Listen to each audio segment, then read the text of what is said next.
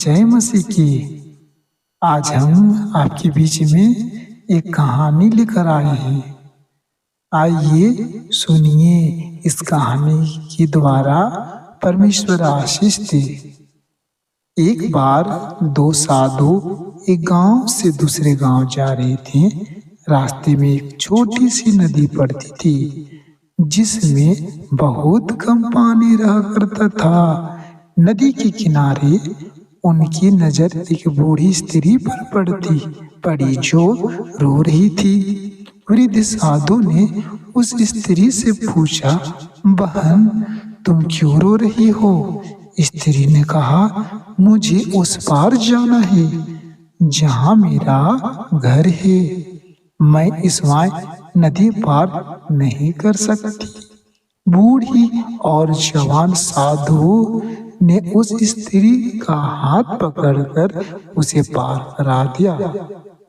कुछ दूर चलने पर जवान साधु ने नाराज होते हुए कहा, गुरु देखिए ना, उस स्त्री को पार कराने के चक्कर में मेरे कपड़े कैसे गंदे हो गए। वृद्ध साधु चुप रहा।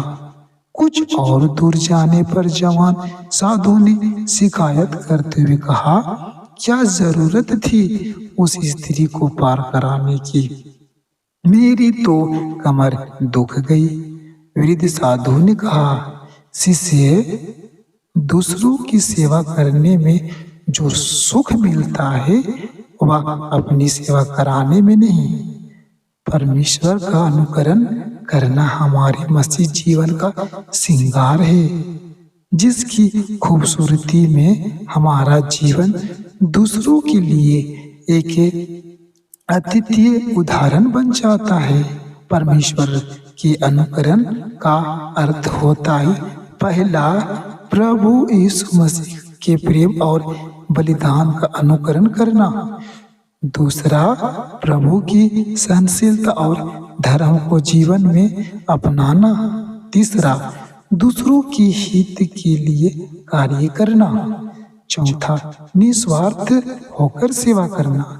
पांचवा, क्रोध, कलह, ईर्ष्या, भेदभाव और तथा निंदा न करना। छठा, दुष्कामना, दुचरित्र, व्यभिचार, मुंह से गाली बकना जैसी बातों से दूर रहना। बूढ़े साधु ने वही किया जो उचित था और जिसकी जरूरत उस लाचार और कमजोर स्त्री को थी। दूसरों की सेवा के लिए हम सदा तैयार रहें। ऐसा करना परमेश्वर का अनुकरण करना है। बाइबल कहती है, यदि तेरा बैरी भूखा हो तो उसे खाना खिला, यदि प्यासा हो तो उसे पानी पिला। रोमी 12:20 में लिखा है। तो आज के इस कहानी के द्वारा परमेश्वर आप सबको आशीष दे। जय मसीह की।